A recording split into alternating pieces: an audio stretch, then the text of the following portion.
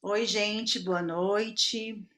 A gente está bem feliz de estar aqui hoje recebendo a Joyce, que é a quarta entrevistada desse ciclo de entrevistas Cabeça Coração do Projeto Futura, que é um projeto que foi contemplado pela 31ª edição do Programa Municipal de Fomentar a Dança para a cidade de São Paulo, através da Secretaria Municipal de Cultura. Quem vai entrevistar a Joyce é a Soraya Portela e a Tarina Kelly. E aí, vamos começar.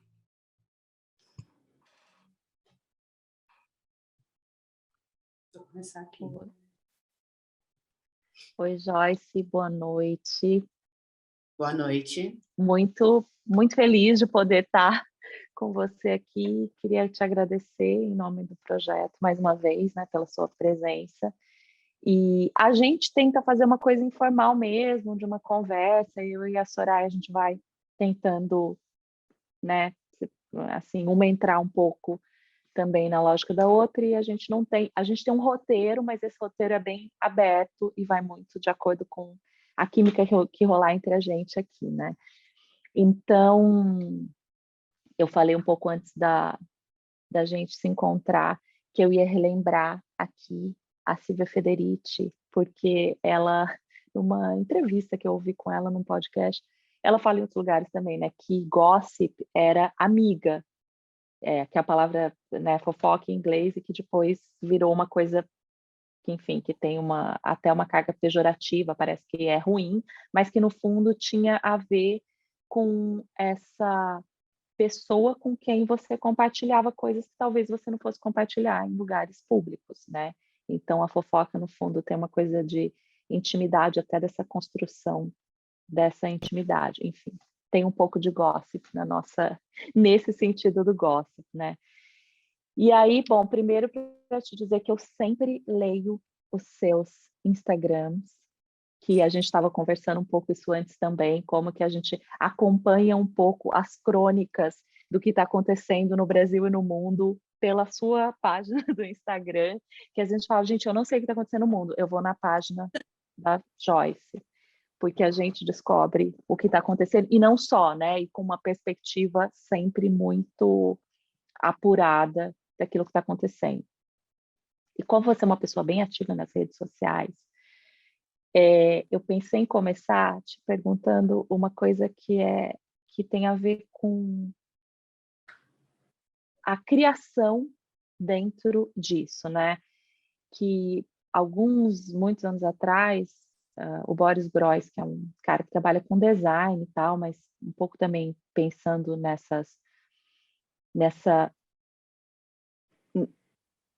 ascensão das redes sociais, ele dizia assim, bom, nesse momento onde cada um é o design de si próprio, qual que é o papel do artista? Então, num certo sentido, nas redes sociais, que acabam que são um campo onde todo mundo também é o design de opinião de si próprio, qual que é o papel do intelectual, do teórico, do criador, e como é a criação nesse meio?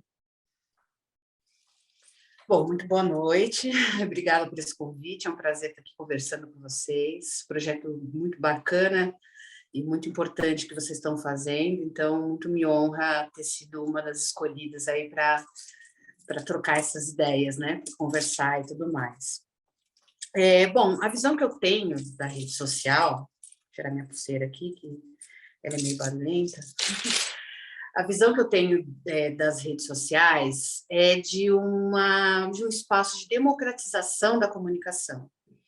A gente tem um histórico de formação desse nicho de comunicação no país que sempre foi excludente, né? Então, a gente chega e reivindica um lugar de fala dentro desse esquema da comunicação, e a gente só consegue fazer isso por causa das redes sociais, porque na rede social todo mundo é todo mundo. Todo mundo é possível de existir ali naquele espaço, né? Todo mundo pode mostrar a sua criatividade e você vai depender, sim, você vai estar à mercê do algoritmo, mas ainda assim é um espaço onde pessoas realmente interessadas naquilo que você está fazendo, de alguma forma vão te achar. Tem muitas pessoas, conteúdos que eu consumo na rede social, isso desde os tempos do Facebook, que me engrandeceram muito, que me levaram para caminhos de pesquisa que sem a rede social eu não teria ido. Então, vai muito também do interesse das pessoas e daquilo que você está produzindo. Então, para mim, nesse sentido, pensar assim, o papel do artista, todo mundo é design em si mesmo, como é que fica o artista nisso? O artista fica no lugar onde ele sempre esteve, que é desse cano por onde todas essas emoções vão escoar de alguma forma, em algum momento, com aquele instrumental que o artista trabalha. Então, se é um músico, ele vai, de repente, sintetizar todas aquelas informações que giram freneticamente na rede social, na música que ele está produzindo. Se ele é um pintor, um escultor, enfim, sabendo converter esse material humano que a rede social nos coloca sem restrições, eu acho que isso é muito engrandecedor. Eu acho que os artistas melhoraram até o seu posicionamento, a sua possibilidade de criação a partir das redes sociais também. Eu acho que os artistas não se comunicam mais da maneira como se comunicavam antes. As redes sociais forçou um pouco coisas, a revisão de modos de interagir com o público, né? E o intelectual, ele não é um artista, né? Ele não está ali para trabalhar com as emoções, ele está ali para provocar um desconforto, ele está ali para provocar o choque mesmo de ideias, de opiniões, de posicionamentos. O intelectual, ele é o advogado do diabo, né? E é ele que vai fazer a gente sair do lugar, se mexer um pouquinho, pensar um pouco mais além, ou pelo menos deveria ser essa função intelectual. Eu ainda sou conectada com o pensamento de Milton Santos, que define muito bem isso, né? Porque Milton Santos fala que existe uma diferença entre o intelectual e o letrado. Como que o Mano Brown pode ser um intelectual? Como Carolina de Jesus pode ser uma intelectual? Eles são intelectuais porque eles provocaram desconforto. Eles provocaram o pensamento crítico a partir do material de vida que eles tinham para colocar. Ao passo que tem certas pessoas que são letradas, né, muito letradas, são grandes acadêmicos, brilhantes acadêmicos, cientistas, enfim, que nos trazem uma série de informações que abastecem o nosso pensamento, mas não são exatamente, né? E tem pessoas que sintetizam as duas coisas em si. Elas são letradas e também são intelectuais ao mesmo tempo. Então, eu acho que o papel do intelectual em rede social é justamente dar a cara a tapa, né? Dar a cara a tapa, como no tempo... Eu tinha um ranço com essa palavra intelectual quando eu era mais jovem. Eu era muito rebeldinha, assim, muito rebeldezinha, muito subversivazinha. Então, falar intelectual, a primeira vez que falaram isso para mim, eu nem veio, porque vinha na minha cabeça aquela pessoa toda certinha, toda, né, falando durinho, falando difícil, e eu nunca gostei muito disso, né? Agora, por que existia isso? Porque existia uma barreira entre o intelectual e o povo. Eu acho que não existe intelectual que não fala para o povo. Se não está falando para o povo, não é intelectual, né? E aí a rede social quebrou isso, assim. Então, eu penso que o papel do intelectual na rede social, infelizmente, é mais doloroso ainda do que no passado, porque é se expor e muitas vezes, você vir na contramão do que todo mundo está falando. Né? Tá todo mundo dizendo que o empoderamento é sair nua na capa da revista. Você vai ter que falar como intelectual que não é bem assim, não é por aí, peraí, vamos ponderar e tal. Não é? Então, é isso, né? E é isso que muitas pessoas têm feito a duras penas, não é fácil, né? Você tem que ter tem que ter um pouco de sangue de barata, um pouco de peito de aço, porque também o viés negativo da rede social é a resposta violenta que você tem em tempo real, muitas vezes. E que nem sempre aquilo bate, porque você fala como se fosse uma porrada. E você também recebe de volta esse contra-ataque de certas maneiras, assim, que às vezes incomoda muito, né? Então, muita gente adoeceu, muita gente que saiu, não gosta mais de rede social, pegou pânico, pavor, ojeriza, não quer mais saber, ouvir falar de rede social. Então, eu acho que é isso, assim. Eu acho que ainda tem uns anos aí que a rede social vai render, tal qual a gente conhece agora, mas também já se ensaia novos modos, né? Porque eu acho que a comunicação ela vai acompanhando também as mudanças que a sociedade vai vai experimentando, né?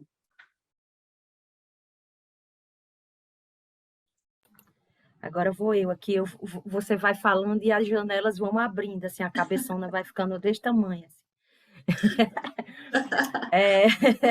Boa noite, Joyce. Eu sou a Soraya. Eu sou de Teresina, Piauí, mas eu estou trabalhando aqui esses dias, aqui em Curitiba, por isso que eu estou morrendo de frio. Imagina. Você vai ver a diferença entre a roupa e a fala da pessoa, né? Porque o Teresina é o oposto daqui. Eu tive em Teresina e amei, Sim, justamente por causa do calor. Eu não gosto de frio. Frio me exatamente. detona. Estamos juntas nessas. Você falou dessa coisa das redes sociais e uma coisa que eu fiquei bem feliz é que, assim, eu já te seguia e quando a Cacá falou que a gente ia entrevistar a Joyce, eu não liguei que essa Joyce era você, que era a Joyce que eu seguia e que era a Joyce que eu ia toda vez que, quando estava acontecendo um assunto, que era um assunto que vinha com muita... que estava precipitado, assim, nas falas de todo mundo, vamos dizer assim, nas comunidades, vamos dizer assim, eu ia lá no teu Instagram e ia ver o que você escrevia. E aí eu te estudando para a gente começar, estudando no sentido de procurar saber, de se interessar além das redes sociais, que era onde eu te conheci. Você falou, por exemplo, que você escreve, tem escrito e tem pensado em escrever para pessoas. E aí isso me interessou muito, assim, porque essa coisa de escrever também foi uma coisa que criou muitas marcas, né? Muitos traumas, principalmente no nosso corpo de mulher, né? Nessa relação em quem pode escrever e quem pode dizer as coisas em escrita sobre as coisas do mundo, né? Por muito tempo a gente foi afastada desse lugar de escrever e de produzir essa intelectualidade, né? Essa matéria intelectual que é a escrita também, as teorias, as coisas. E aí eu fiquei pensando assim, quando foi que isso aconteceu para você, que você percebeu, por exemplo, que você tinha que afinar a sua escrita exatamente interessada nas pessoas, né? Interessada em alguém em que as pessoas pudessem se entender no que você escreve, assim, porque eu acho que é nisso que você fala muito sobre essa importância de se reconhecer, né? De se reconhecer nas questões, se reconhecer nas urgências, nas emergências, no que nos atravessa, né? Olha, eu acho que eu escrevo desde de pequenininha, assim. Eu comecei a criar o hábito de escrever, eu tinha uns 8 anos de idade, eu ganhei uma agendinha, né? Eu fui a precoce da família, da parte da minha mãe, eu sou a mais velha, né? A primeira filha, a primeira neta, a primeira sobrinha. Então, eu sempre fui hiperestimulada, porque eu fiquei um tempo convivendo com muitos adultos. Eu não acho que isso foi exatamente positivo, mas teve sim o seu lado bom, né? Mas o fato é que eu fui tratada de uma maneira diferente do que as outras crianças eram tratadas, né? É como se sido um pouco ofuscada até um certo ponto responder. Então, Natal, todo mundo está ganhando ali um presentinho, um brinquedinho, não sei o quê, eu ganhei uma agenda. Não ganhei uma boneca, não ganhei uma bola, não ganhei um ioiô, uma peteca, um pipa, nada, ganhei uma agenda, né? Um diário, na verdade, que era todo bonitinho, todo delicadinho, todo colorido, vinha com a caneta, com chave para trancar. Aí isso já me ganhou, porque eu sempre tive essa coisa de me preservar. Mesmo criança, eu cresci num ambiente lotado de pessoas, a família do meu pai é enorme, a família da minha mãe também é enorme, sempre com muita gente. Não que eu não gostasse, eu gostava, mas eu sempre tive uma necessidade de, em algum momento, ficar sozinha, só comigo e preservar as minhas coisas, né? E aí, eu falei, mas tia, a minha tia que me deu, né? Infelizmente é falecida, era uma pessoa muito querida, adorava e tal. tia, para que isso aqui? Ah, para você escrever suas coisinhas, você já está ficando mocinha. Na verdade, eu não tinha 8 anos de idade, tinha 10 anos de idade. Você já está ficando mocinha. Com 10 anos de idade, eu estava ficando mocinha para minha família, né? E aí eu comecei a escrever, né, e tal. Então, sempre teve a escrita muito cedo. Eu fui estimulada a escrita, a leitura, essas coisas e tal. Quando eu comecei a escrever de fato para pessoas, não foi uma coisa que eu acordei de manhã. Eu tive vontade de ser jornalista em algum momento da minha adolescência. Essa vontade durou muito tempo. E todo mundo achava que eu queria ser... Eu achava a Glória Maria o máximo. Todo mundo achava que eu queria ser igual a Glória Maria. Só que a Glória Maria, ela entrevistava pessoas. E eu nunca tive... Durante um bom período da minha adolescência, eu não tinha essa desenvoltura de abordar a pessoa, de conversar. Eu era um pouco tímida, um pouco retraída, assim. Então, não passava pela minha cabeça fazer o que a Glória Maria fazia, embora eu achasse ela o máximo. O que eu queria era escrever, porque eu já sabia que o jornalista escrevia. E, para mim, escrever era uma coisa interessante. Né? E aí o mundo dá seus revertérios, as suas voltas. Quando eu voltei para a faculdade, tive filhos, voltei para a faculdade, aí fui fazer arquitetura, que também era uma coisa que tem uma relação com o trabalho manual de alguma forma e com o pensamento também, né? Porque as pessoas têm uma ideia da arquitetura como algo que é só lida com decoração e tal, mas não, né? Você pega um Niemeyer, por exemplo, você pega uma Raquel Ronick, você tem arquitetos que são altamente formadores de opinião e provocadores, né? Em outros nichos também de atuação, enfim. Eu, quando escrevi pela primeira vez para pessoas, assim, uma escala mais ampla, né? Não era uma coisa planejada, assim, vou ser agora uma pessoa que vai fazer coluna no jornal, na revista. Não, foi uma coisa meio espontânea. Eu entrei para um coletivo feminista, e aí eu, por ser mãe, era a única mãe da turma, era Dia das Mães, já escreve alguma coisa aí sobre as mães. E eu escrevi, as pessoas gostaram, e aí eu passei a escrever cada vez mais e tal. Nesse processo, você aprende muita coisa também sobre você e sobre o outro que recebe aquilo que você está escrevendo. Então, a comunicação escrita, ela tem os seus problemas que vêm justamente do fato da gente não estar olhando no olho da pessoa. Então, a pessoa não sente a energia que a gente está emanando naquele momento. Então, eu posso escrever assim, nossa, eu estou com muita raiva. Vocês estão ouvindo eu falar, vocês falassem, ela não está com raiva. Mas quem lê aquilo vai pensar que eu estou quebrando a casa inteira. Então, esses problemas dão uns nós na comunicação da gente. E aí surgem confusões homéricas, assim, né? Facebook foi um palanque, um campo de guerra, de feminismo, de luta antirracista, né? As redes sociais vieram, a gente veio com a escrita e a gente pegava pesado e a gente tomava porrada e era uma coisa de louco e tal. Então, acho que tudo isso foi me levando para esse caminho, porque não parece, mas eu sou uma pessoa extremamente pacífica, da conversa, do diálogo, do vamos deixar disso. Eu nunca fui de brigar na escola. Quando eu me envolvi em confusões grandes na escola, eu saí na lábia,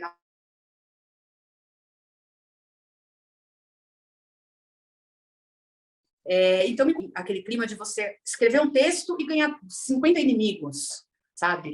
Mas você está falando dos homens, você é uma feminista, está confrontando o comportamento masculino. Sim, mas a ideia não é que o homem me odeie, queira me matar com vários tiros de escopeta. A ideia é que ele se transforme, que ele transforme o comportamento dele. Então, eu acho que essa percepção foi me levando a entender que, para qualquer pessoa que pretende se comunicar, a comunicação ela é uma via de mão dupla. Se eu falo e vocês não entendem, então eu preciso rever também o que eu estou falando, porque é muito fácil dizer assim, você não entendeu o que eu escrevi. Às vezes a pessoa pode não ter entendido, mas às vezes eu posso ter escrito também de um jeito entroncado que gerou margens para outros entendimentos, né? Então eu passei a ter esse cuidado. Você começa a ganhar uma notoriedade, ganhar uma visibilidade, e a sua responsabilidade também aumenta. Esses dias eu estou agora como colunista do Terra, escrevendo textos semanais para o Terra sobre essas questões de diversidade, de raça, gênero e tal. E aí eu fiquei muito... um esporte muito importante. Tudo que é relacionado... e aí eu fiquei muito comovida, muito tocada com a morte do campeão de jiu-jitsu, né? Que era um cara que podia ter seus problemas enquanto homem, porque a estrutura machista está aí, ninguém sai ileso dela, mas era um cara que inspirava outras pessoas, que teve uma trajetória bonita, brilhante dentro do esporte, enfim, e morreu de uma maneira super besta. Então, eu escrevi um texto sobre isso, para tentar alertar, tentar conscientizar do quanto existe um ponto dos sistemas de opressão que também o feitiço volta contra o feiticeiro. Então, a gente tem uma estrutura que é racista, que é machista e tal. Então, 90% dos danos, 99% dos danos dessa estrutura vai bater diretamente na gente, né, nos envolvidos diretamente, negritude, indígena, LGBT, mulheres, pobres e tal. Mas tem aquele 1%, que embora seja pequenininho no número, é gigante na prática. E esse é um caso desse 1%, quer dizer, o cara ele morreu porque a mentalidade armamentista ela é altamente patriarcal, falocêntrica. Aquele homem que depende de uma arma para se autoafirmar como homem, isso é um resultado de como as masculinidades são formadas numa sociedade patriarcal. Então, eu quis colocar isso no texto. Mas teve pessoas que não entenderam e acharam que eu estava acusando o cara, né? E aí também entra a questão do clickbait, né, que a mídia gosta muito, né, a mídia hegemônica tem esses cacoetes e tal, e faz uma chamada lá, que algumas pessoas entenderam como se eu estivesse culpando o campeão, que foi a vítima, né, o Leandro Lopes, como se eu estivesse culpando ele por ele ter sido assassinado. Eu não, pera lá, eu estou falando que ele é vítima, e estou falando que os homens precisam tentar também para o momento em que eles se tornam vítimas do machismo. Então, isso é uma questão que o homem tem que pensar, porque ele tem que lutar contra o machismo também. Não, você está dizendo que ele morreu porque era mais... Sabe assim, o povo não começou, não entendeu. E assim, não estava me incomodando nem um pouco o fato de estar sendo muito xingada, sabe? Tipo, são pessoas que eu não conheço, não fazem parte da minha vida, mas eu tenho um interesse social naquilo que eu estou fazendo com a escrita. Então, eu quero que eles entendam, porque o entendimento deles determina muitos outros entendimentos, porque eles vão levar essa informação, levar esse raciocínio para outras pessoas. E aí eu falei, não, vamos tirar o texto do ar e eu vou reescrever de um jeito que fique mais explícito, para que as pessoas entendam. Escreveu, as pessoas entenderam, eu falei, é isso, não tem jeito. De vez em quando você tem que entender que, olha, gerou margens para outras interpretações. Então, vamos rebobinar, né? Sou velhinha, sou do tempo da fita cassete, vamos rebobinar para fazer a coisa acontecer do jeito certo. Nossa, Joyce, você falou de tantas coisas incríveis agora, passaram tantas coisas pela minha cabeça enquanto você estava falando, mas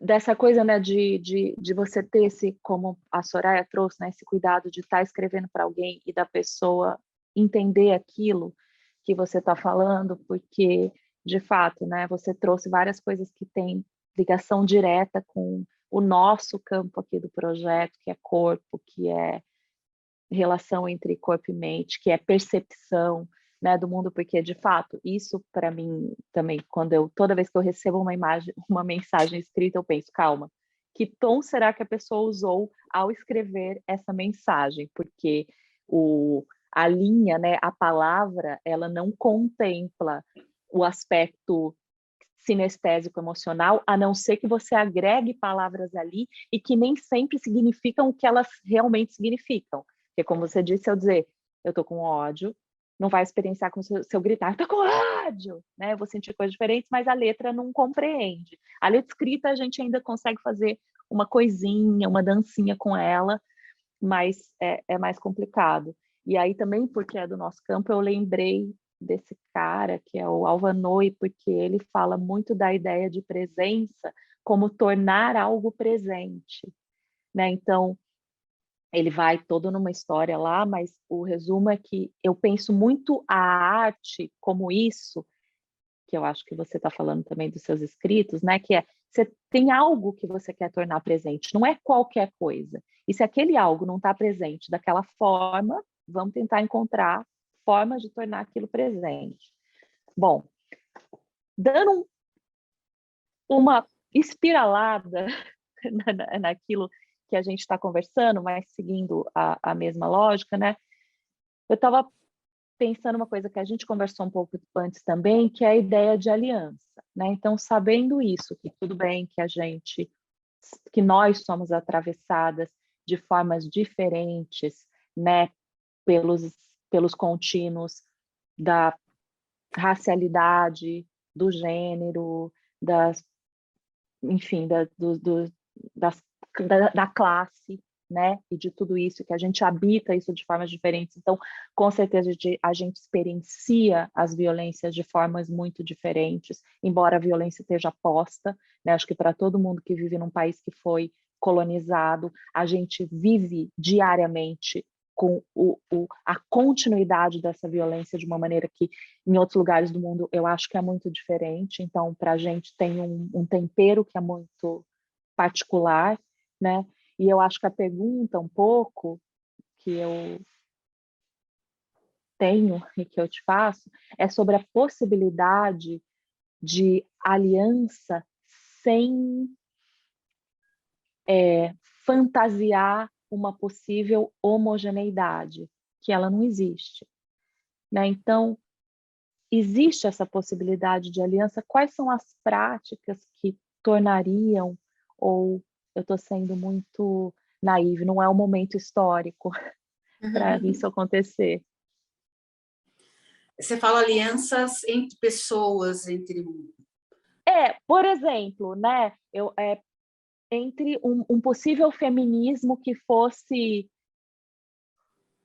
racializado, mas espectralmente contínuo, né? Que a gente pudesse, é fantasioso imaginar um feminismo em que a gente não vá, porque a gente sabe que o feminismo negro não é o feminismo que algum tempo atrás chamou feminino, né? Que o feminismo dava de barato, que ele era, vou usar essa palavra também bastante complexa, universal, sendo que a própria ideia de universal já teria que ser discutida pelo próprio feminismo, mas enfim, foi de outro jeito.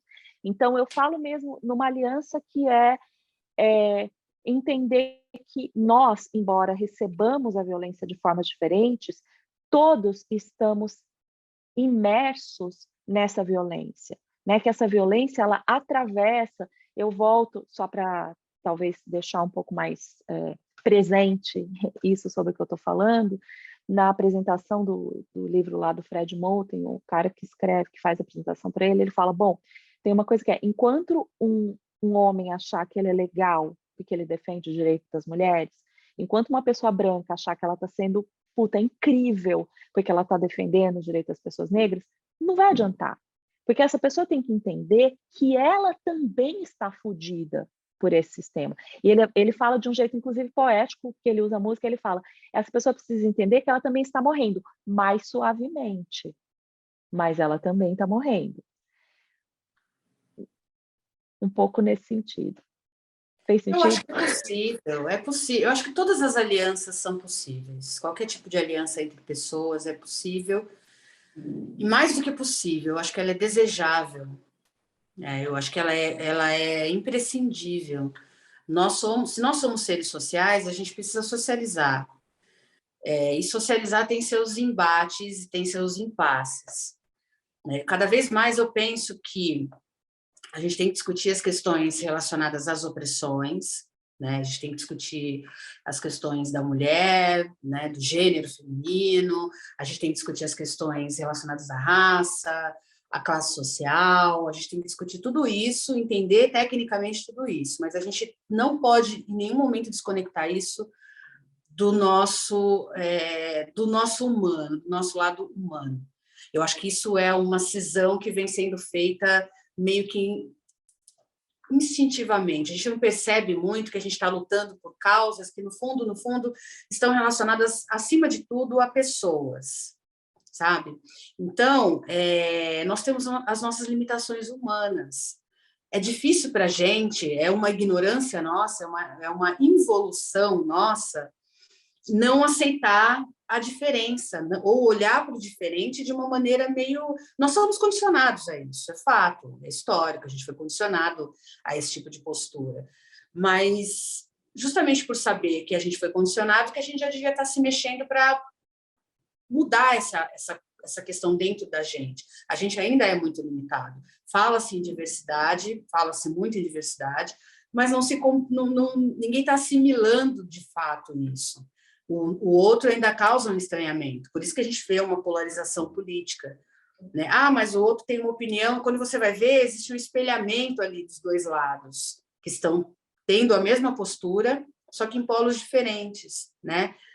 É isso que dificulta as alianças se constituírem, porque, falando tecnicamente, né, intelectual, cognitivamente, dentro de todos os nossos estudos feministas, a gente sabe que é a união que vai fazer com que a gente consiga retomar aí, ou tomar o poder e se consolidar como um ser social, válido, humano e merecedor de tudo e mais um pouco. Então, tecnicamente, isso está muito claro na nossa mentalidade, mas subjetivamente não. Nós não realizamos lá dentro de nós isso.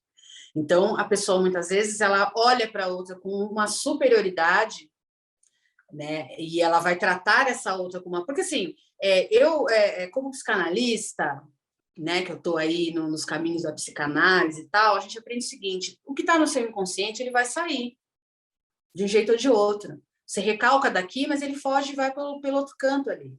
Então, se está no seu inconsciente que você é uma pessoa superior, olha, eu sou uma feminista branca e aquela negrinha ali, né, eu vou aturá-la porque ela é mulher como eu, tal, sei lá. Se é isso que está no seu inconsciente, em algum momento isso vai escapar no seu comportamento, na sua maneira de lidar com aquela pessoa, nas coisas que você for fazer, tudo é sintomático, né? Eu vou fazer um evento aqui, não tem nenhuma mulher negra sentada nessa mesa, ou vou organizar um projeto aqui, mas quem manda é só branca, né? Não vou chamar nenhuma mulher negra aqui para estar no corpo de organização desse projeto, né? Nesse pequeno espaço de poder que nós conseguimos construir enquanto mulheres, as negras continuam de fora, né? Agora, o que significa isso? Significa o tal do ato falho que o Lacan fala, que nada mais é do que aquilo que está no seu inconsciente saindo sem você perceber. Não tem negras ali, não é porque você não acha uma negra competente, não tem ali porque, no fundo, você não quer que ela esteja ali, porque você ainda enxerga, você sente ela como subalterna. Uma vez eu escrevi um texto, nem lembro para onde foi, acho que foi para a Carta Capital, que eu estava esboçando essa reflexão, né, do quanto o racismo, assim como o machismo e todas as outras opressões, elas são elementos políticos, mas, acima de tudo, elas se constituem também como emoção, como sentimento. Então, você tem os sentimentos racializados, você tem as emoções racializadas, e isso constrói uma barreira invisível, né? Como se fosse uma parede de vidro, que você tem uma relação com uma pessoa que é diferente biologicamente de você, ou pela cor da pele, ou pela genitália, ou pela vivência sexual, enfim, qualquer outra coisa. Então, você adora aquela pessoa, você gosta daquela pessoa, mas a aproximação com aquela pessoa, ela vai ter um limite, porque existe ali um muro de vidro, né, que é justamente os nossos afetos racializados, né? Então, essas pequenas grandes dinâmicas que precisam ser resolvidas, né? Ou dentro ou fora da discussão feminista, mas ou antirracista, ou sei lá o quê, mas elas têm que ser abordadas. Então, quando eu trago a questão da solidão da mulher negra, que na verdade é o preterimento afetivo da mulher negra, não é para causar, não é para dizer que, e tal, eu até brinco, às vezes em casa, falo, olha, existe a solidão da mulher negra, mas existe a solidão da mulher chata, então às vezes a gente também tem que admitir que a gente é chata, e por isso a gente não tem um companheiro, mas é um assunto que ele precisa ser discutido, porque ele está nesse viés da racialização dos afetos, né? E sem a gente resolver isso, a gente não anda com as nossas demandas políticas no feminismo, na luta antirracista, LGBT, de classes e tudo mais, né? Então, as alianças, elas são possíveis, a gente sabe cognitivamente o quanto isso é fundamental para a gente conseguir avançar na sociedade, mas as nossas questões humanas, as nossas questões psíquicas, subjetivas, elas precisam ser muito bem avaliadas e não podem ser negligenciadas, porque senão elas chegam lá dentro das rodinhas, né, dos círculos de luta social e elas vão impactar de um jeito silencioso, ninguém sabe, pô, mas é porque agora estão com inveja de mim porque agora eu sou uma feminista famosinha. Ok, vamos destrinchar isso daí, isso não pode ser um tabu, vamos conversar sobre isso. Agora eu estou ali no movimento negro, o povo não quer falar comigo porque eu casei com um branco. Espera lá, vamos conversar sobre isso também, porque fica aquele silêncio, né? E isso impacta de uma maneira profunda naquelas lutas, que inviabiliza qualquer tipo de articulação e de aliança. Então, assim, as alianças, elas são possíveis, elas são necessárias, mas elas têm um viés subjetivo que precisa ser muito bem resolvido para que elas funcionem. Eu fiquei pensando disso que você falou, eu lembrei eu fui atrás da coisa que você fala sobre empoderamento, ler um pouco mais sobre isso, né, e da maneira como você traz, e para mim foi muito interessante, por exemplo, encontrar esse empoderamento que você fala, porque você traz o empoderamento como um trabalho, como uma prática. E foi a primeira vez que eu vi alguém falando de uma noção, de um conceito, de uma coisa assim bem grandona, né? De um nome bem grandão, que é empoderamento, e que se falou tanto nesses tempos, como uma prática, como uma atitude, né? E de pensar o empoderamento como uma coisa processual. E eu achei bem interessante isso, porque agora, linkando com o que você falou, né, do que a Tarina perguntou, do quanto é importante a gente se perguntar sobre esses assuntos que aparecem e que nos distanciam. Às vezes por medo de falar, às vezes por medo desse lugar de divergência, porque a gente é treinado para harmonizar o tempo inteiro, né? Para positivar o tempo inteiro. E aí eu fiquei pensando isso, né? Como é que a gente faz para entender esse empoderamento como uma prática, no sentido de nos perguntar sobre coisas da vida mesmo, que é o que é poder e o que me causa essa sensação de estar sobre uma opressão de alguma situação, né? Dessa condição que eu me apresento como existência, né? E quais as ideias de poder, as políticas de poder, isso tudo que você fala, assim. E eu queria que você falasse um pouco sobre isso, sobre essa relação de empoderamento, que eu até falei para as meninas, o tanto que eu achei bonito e poético essa relação que você traz de um futuro trabalhável, que eu achei isso tão maravilhoso, porque não é sobre futuro, mas é sobre um futuro daqui a um segundo, que pode ser daqui a um segundo, como ele pode ser mais longo, como ele pode ser mais curto, né? Então, eu queria que você falasse um pouco sobre isso, e também me veio uma coisa que eu acho que eu li de uma fala que você fez também, que eu acho que tem a ver, que é quando é que a gente toma uma posição diante dessas coisas que a gente precisa conversar, que talvez a gente precise mesmo, de fato, se colocar numa posição de conversar, é, e, e quando é que a gente toma uma posição de condenação, e quando é que a gente toma uma posição de reconhecimento. E como isso é importante nesse momento, que as urgências são tantas e que as lutas precisam, né, caminhar mesmo, porque elas já estão caminhando há muito tempo, ainda bem, né? Ainda bem. Né, não. Quando Jurema Werneck fala nossos passos vêm de longe mesmo, né?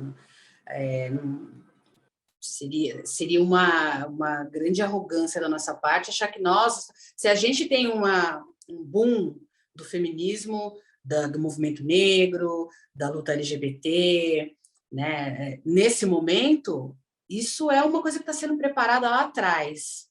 Né? E eu acho que isso serve muito para a gente entender esse viés de um futuro trabalhável.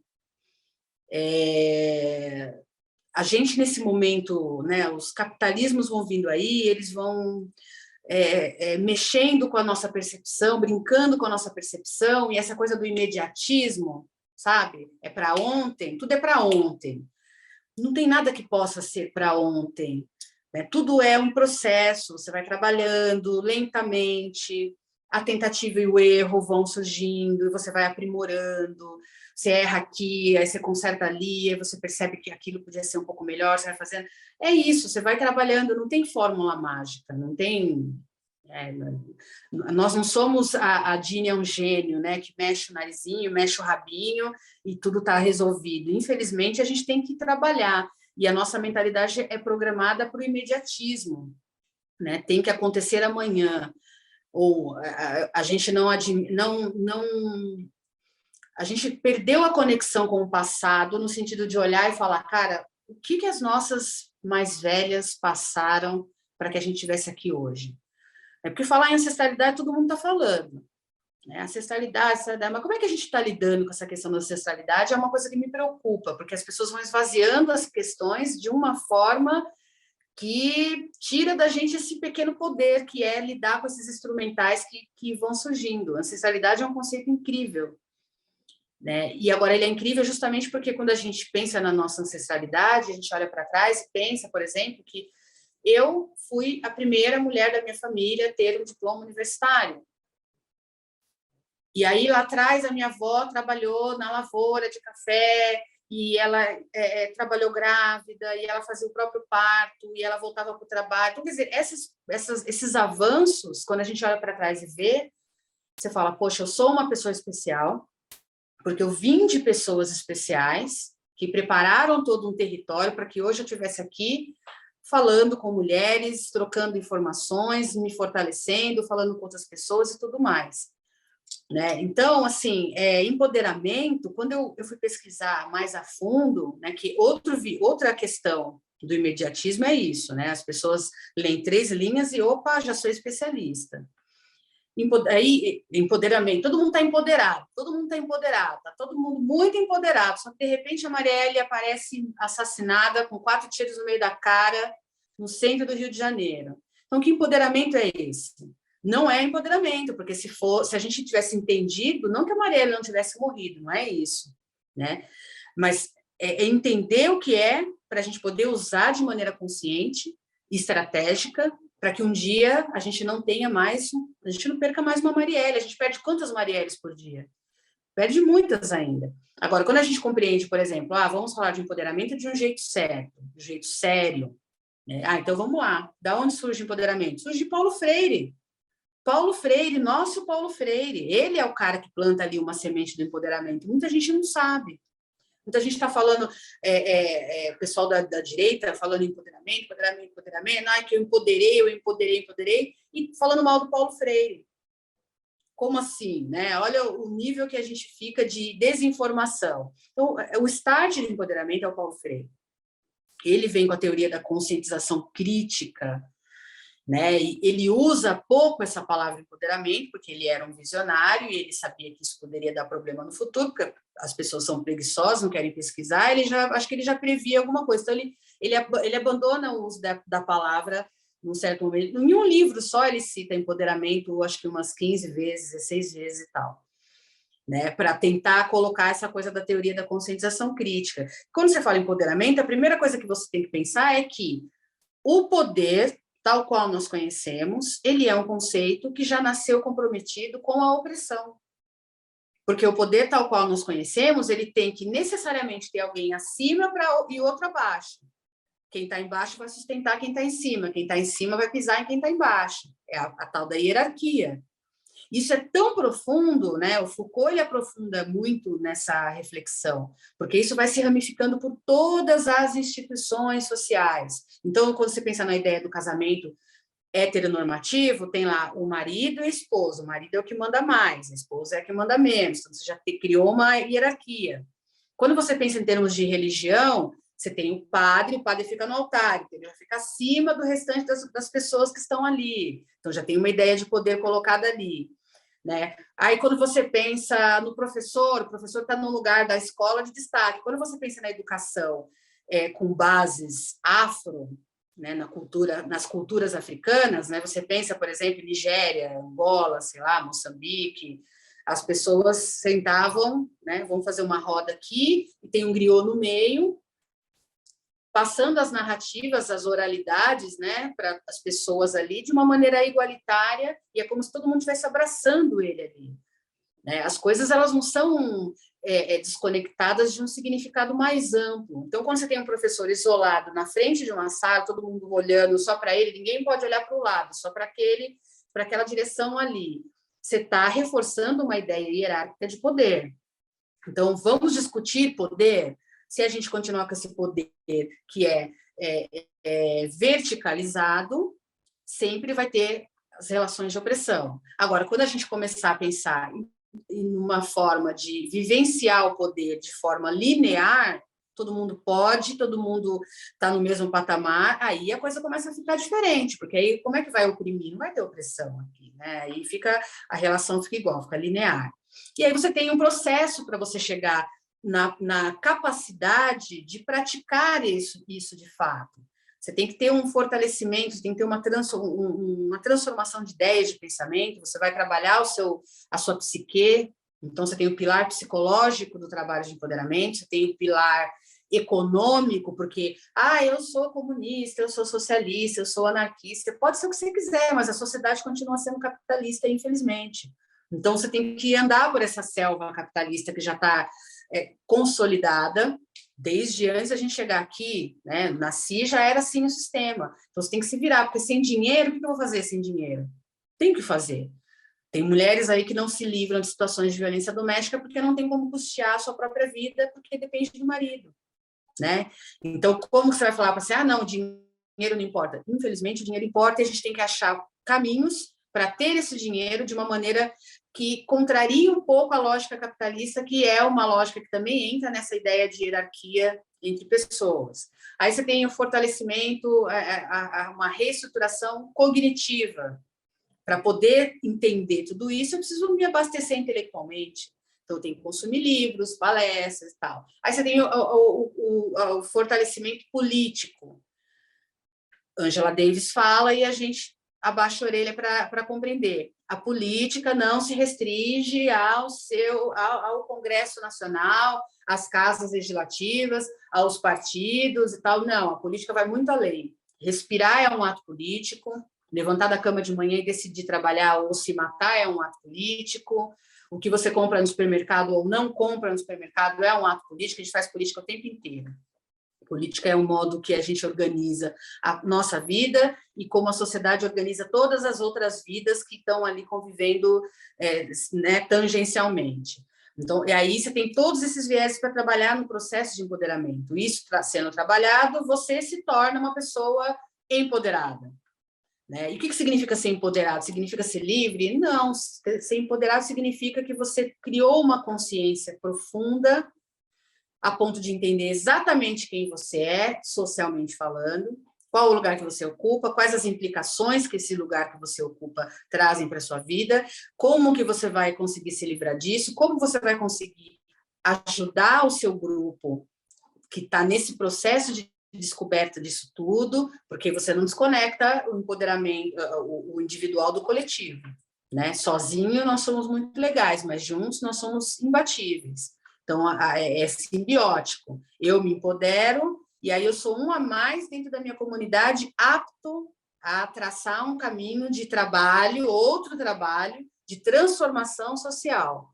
Né? Então, o empoderamento tem todo esse rolê, né, que não é de uma hora para outra, não é de um dia para o outro. Tem pessoas que vão ter que parar um pouco mais na parte psicológica, né? Tem mulheres muito bem-sucedidas que passaram por relacionamentos abusivos e estão com o seu psicológico totalmente detonado.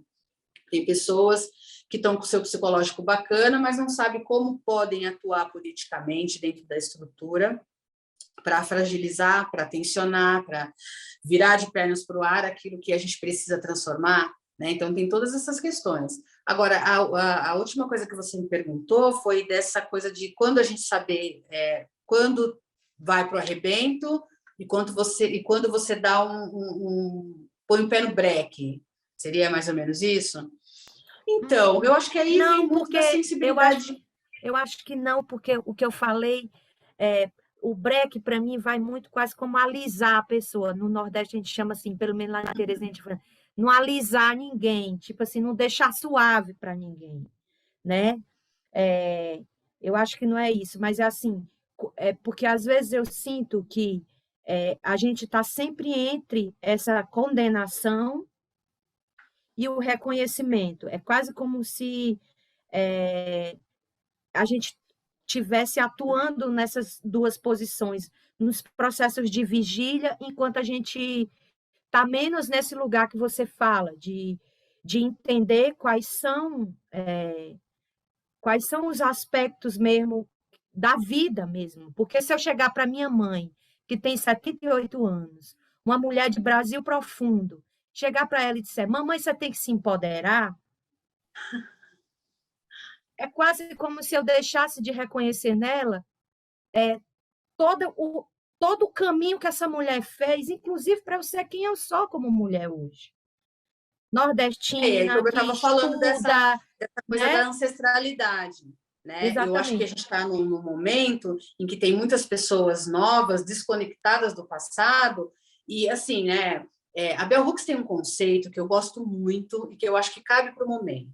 Por mais que a gente saiba que existe uma direita deslocada nesse país, que fala muita bobagem, que é muito doida, enfim, é extremamente problemática, mas quando eles dizem o seguinte, você está com vitimismo, né? Eu acho que a gente tem que aproveitar tudo que a gente ouve e refletir em cima daquilo.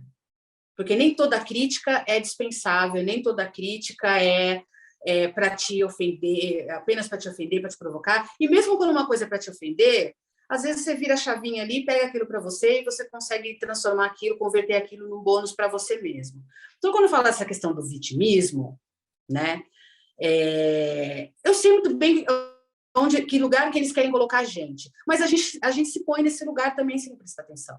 Porque as nossas avós, as nossas mães, elas se viravam.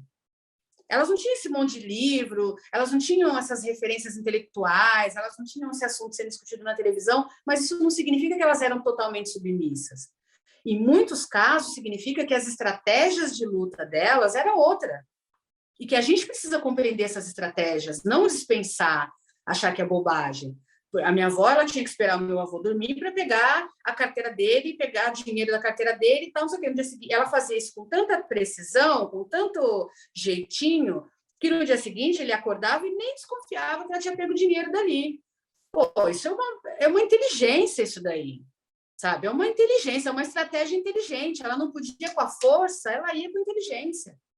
E surtia algum efeito. Ela fala, por exemplo, que meu avô, ele proibia a minha tia de ir no baile, ele não queria que ela saísse, que ela namorasse, nada. O que ela fazia? Ela, tá, concordo com você, esperava ele virar as costas, arrumava ela, levava ela no baile, ela dançava, namorava, ficava ali olhando ela, depois voltava. Meu avô nunca nem desconfiou. Então, ela criou uma filha com uma outra mentalidade, porque ela driblou os desmandos dele, que, estruturalmente falando, ela não tinha como confrontar, porque era uma coisa natural da época, o homem mandar na mulher. E, hoje em dia, esse joguinho de cintura falta na gente. Eu, por exemplo, muitas vezes eu fui no arrebento e perdi a oportunidade de virar o jogo a meu favor. E não só com essas questões relacionadas às relações de gênero, de raça e tal, em outras questões da vida também. Essa malandragem, essa coisa da capoeira, né? Os capoeiristas, as pessoas não sabiam se capoeira era luta ou se era dança. Eu acabei de vir da audição de um trabalho super bonito que uma turma estava fazendo em homenagem ao mestre Moa, que foi assassinado lá em 2001 por bolsonarista e tal. E o cara era um capoeirista, um mestre, né? Era um mestre e tal.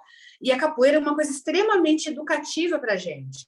Porque a capoeira, ela é uma luta, mas ela também é uma dança. Então, ela confunde. Você não sabe quando que é uma dança, quando tá dançando, quando está lutando. Isso tem faltado para a gente.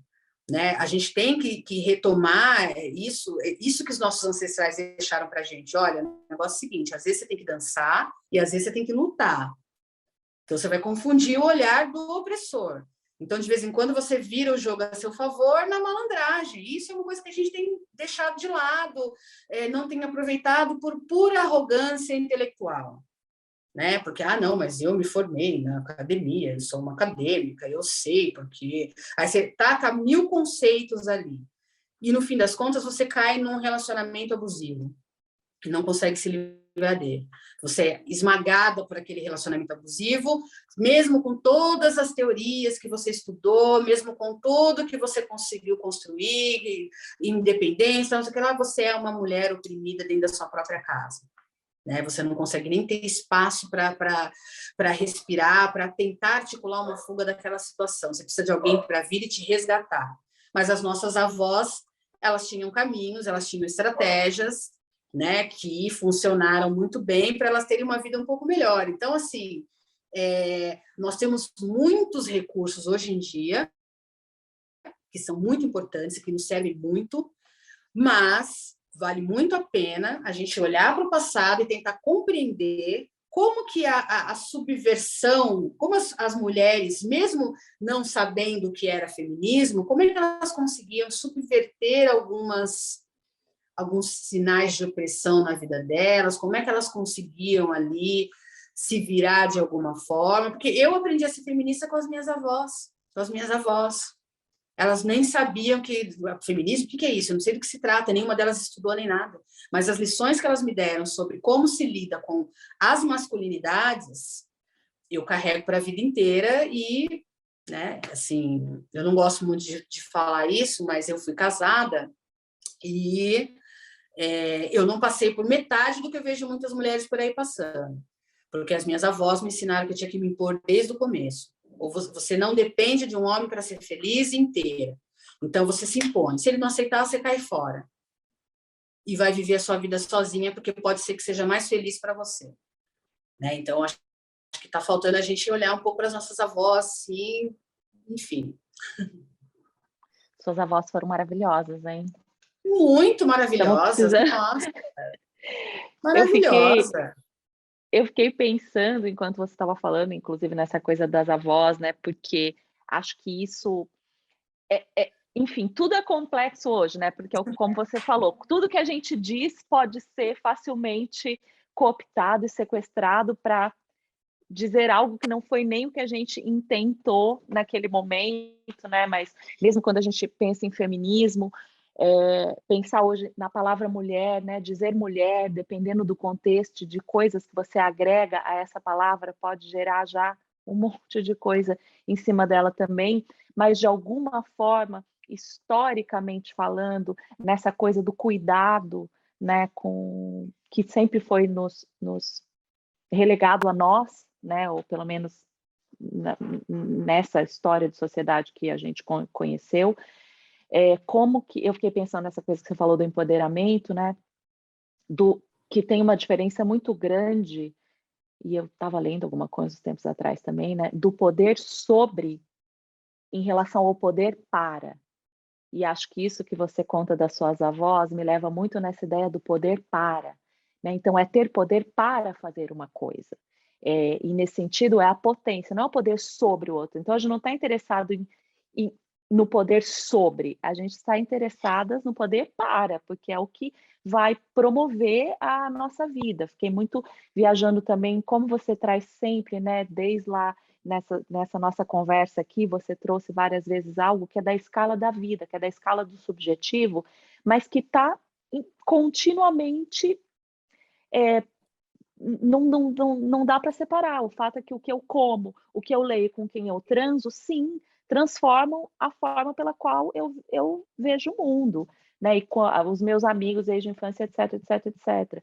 Então, acho que essa escala do corpo, ela às vezes fica mesmo deslocada quando a gente entra em discussões macropolíticas, e, no entanto, elas talvez são as que mais fazem as cagadas quando a gente acha que a gente está mandando super bem nas discussões macropolíticas e o nosso ato falho famoso aparece para nos dar uma rasteira, né? Enfim. Dito isso, a gente tem trazido em algumas das entrevistas, a gente trouxe para todo mundo, nas últimas 3 entrevistas, a gente trouxe a palavra urgência. Então, eu jogaria para você, primeiro, se essa palavra faz sentido para você hoje, Se a palavra urgência é uma palavra que está no seu repertório de como você pensa o mundo hoje, e se ela está, o que é o urgente? Olha, eu acho que a palavra urgência faz sentido, porque a gente tem tanto problema, né? Muita coisa acontecendo ao mesmo tempo, muito sofrimento no mundo, muita coisa assim, sabe? No meu trabalho principal, que é como assessora parlamentar, aliás, ao longo da minha vida, assim, eu não tive trabalho onde eu ficasse só lidando com as coisas legais, assim.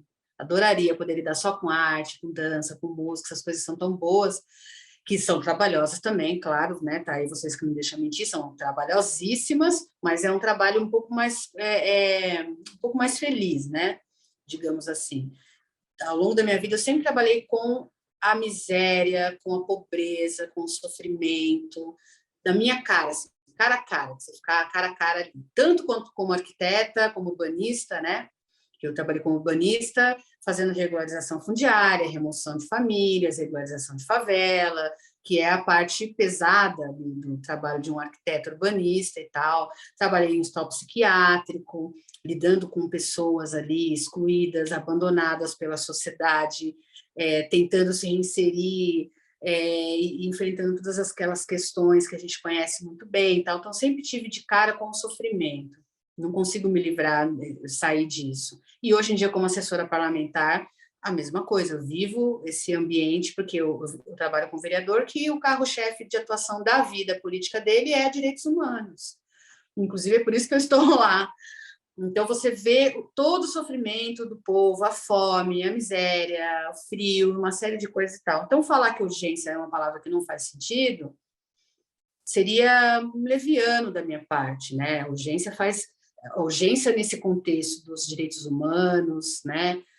Das liberdades individuais, da preservação da vida, do acesso à infraestrutura básica de vida, é urgente garantir isso, é urgente que uma pessoa tenha onde morar, é urgente que uma pessoa tenha o que comer, é urgente que uma mulher não morra dentro da sua própria casa, assassinada por um cara que jurou amá-la e respeitá-la até que a morte o separe, sabe? É urgente que meninas não sejam estupradas, molestadas, é urgente que a população negra não seja assassinada sistematicamente, os meninos pretos da periferia, as meninas negras. Tem muitas urgências no mundo, faz muito sentido. Agora, por outro lado, tem uma turma que encara as urgências por outro lado, por um outro viés que eu acho que às vezes chega a ser até estridente para mim, sabe? Eu estou com burnout e eu tenho que desacelerar porque é a urgência do mundo e não sei o quê. Não que as questões mentais de uma pessoa não devam ser levadas a sério, claro que tem, né? Mas eu acho que o que eu quero dizer é o seguinte: a convergência, né? A gente precisa caminhar rumo a uma encruzilhada onde a palavra urgência esteja ali bem no meio. E essa palavra urgência, ela significa a mesma coisa para todo mundo, entendeu? Então, não é urgente para você que tem uma casa, que na pandemia você pôde fazer o seu lockdown, e que você tem a sua academia onde você cuida do seu corpo, e que você... a grande reclamação da sua vida é o excesso de trabalho. E a reclamação do outro aqui na periferia da Zona Norte é a falta de trabalho. Sabe? Então, eu acho que a gente tem que caminhar para se juntar numa encruzilhada onde a urgência significa a mesma coisa para todo mundo. Até porque eu penso que esses problemas de ordem mental que estão só se avolumando, eles são consequências desse nosso descaso com essas urgências que compõem o limite entre vida e morte para algumas pessoas. Enquanto a gente estiver pulando corpos, não adianta falar muito em saúde mental. Que saúde mental que a gente pode ter numa sociedade onde você pula corpos? Você sabe que na periferia estão matando a rodo. Jacarezinho, você vê lá um vídeo, a favela sendo bombardeada, as milícias, todas essas coisas assim. Então, sabe, eu acho que a urgência é uma palavra que faz total sentido em alguns contextos, em outros ela deve ser reconectada com a realidade da vida, para que ela seja potencializada, e aí ela vai surtir efeito para todo mundo, que é aquela coisa, né? Enquanto não está bom para enquanto não está bom para todos, não vai estar bom para ninguém. Essa é uma consciência que é urgente de se criar.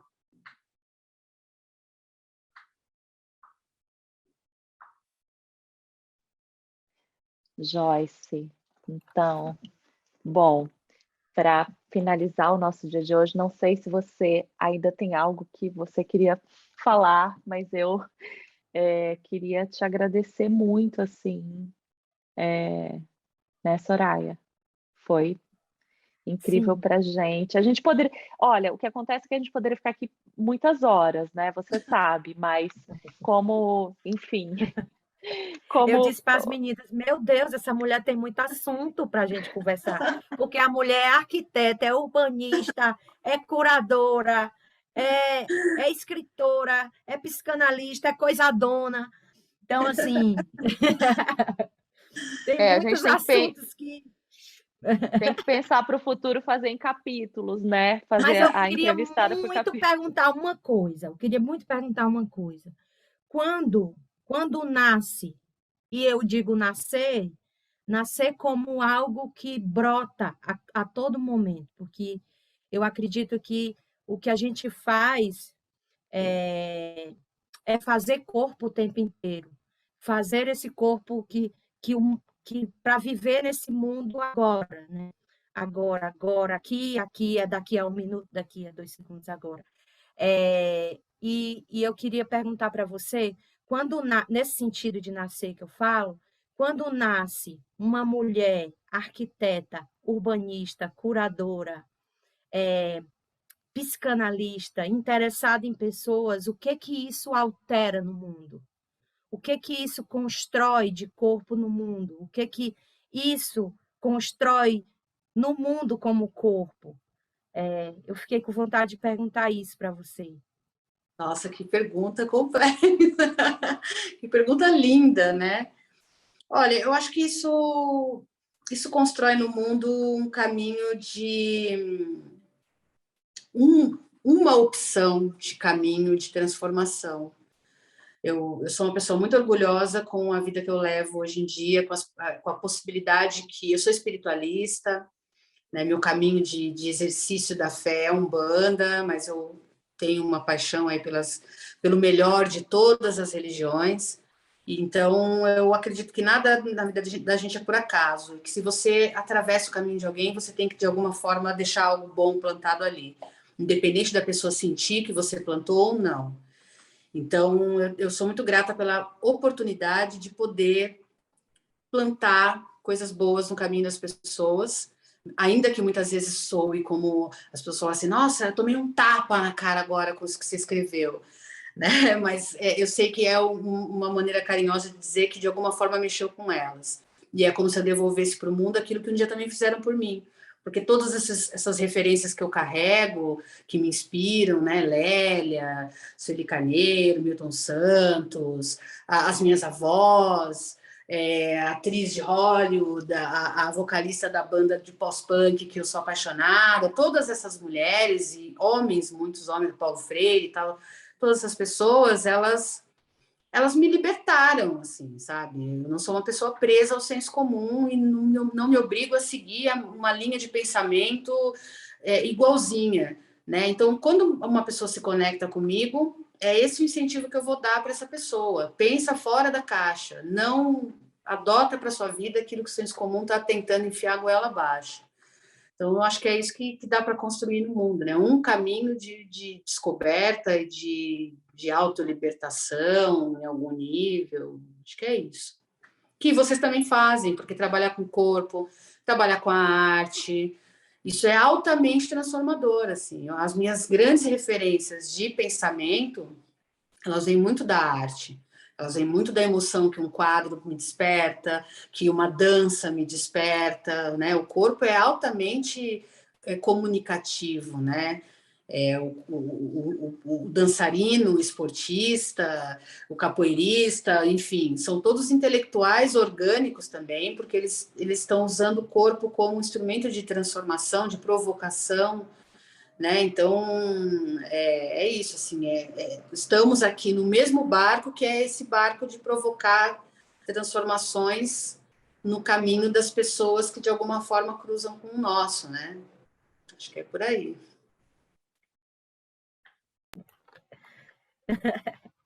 Mas Fala, Soraya.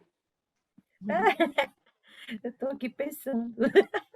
Bom, o nosso transformou Sobre por uma hora e alguma coisa. Acho que um pouco são os encontros mesmo, né? E como cada encontro não dá para antecipar a potência dele. Então, acho que assim nós vamos com muito desejo de continuar, mas nós vamos finalizando o nosso encontro de hoje. Eu no começo, gente, eu queria me desculpar, eu esqueci de fazer a minha descrição, então eu queria falar para vocês que Também. estão me ouvindo que eu sou uma mulher não branca, sou racializada, mas também não sou uma mulher negra. Tô com meu cabelo preso, meu cabelo é preto, assim, meio ondulado. Tenho um rosto que eu poderia associar com algo indígena. Tô sentada na frente de uma parede branca, uma cadeira, e tô usando um casaquinho porque o lugar que eu tô tá frio. Eu também? Tem que fazer, né? Ah, sim, seria legal. Soraya Joyce. também.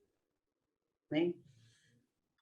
Bom, eu sou uma mulher negra, eu tenho cabelo crespo, meio Chanel, na altura da orelha.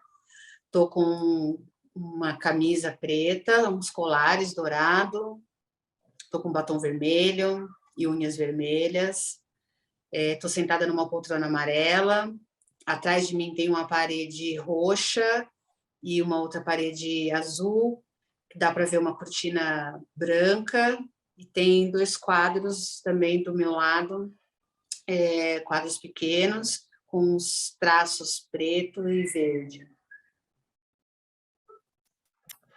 E eu sou a Soraya, sou uma mulher de pele clara, tenho os cabelos cacheados, encaracolados, ondulados, na altura do queixo. Meu rosto é arredondado, minhas bochechas são salientes, porque eu sou uma mulher roliça. Estou de óculos, estou vestindo preto. E atrás de mim tem uma parede branca e do lado uma grade, que é uma porta, uma janela. Muito obrigada, Joyce. Eu que Obrigada, gente agradeço. querida, desse projeto, Cacá, Aline, todas as meninas, desse projeto Cabeça e Coração. Olha aí a bichona. Obrigada, gente. Obrigada, Soraya, Eu tô que Tarina, nem pinto no Joyce. lixo. É sempre muito inspirador ouvir vocês três conversando e dessa vez não foi diferente. Queria agradecer em nome de todas as participantes, os participantes do projeto. Obrigada demais, Joyce, por ter tirado esse tempinho para ficar com a gente. Eu que agradeço. Desejo que o projeto seja um sucesso absoluto e vocês merecem. Valeu. Obrigada, Obrigada, gente. Joyce. Um abração aí. Valeu. Tá, boa noite, gente.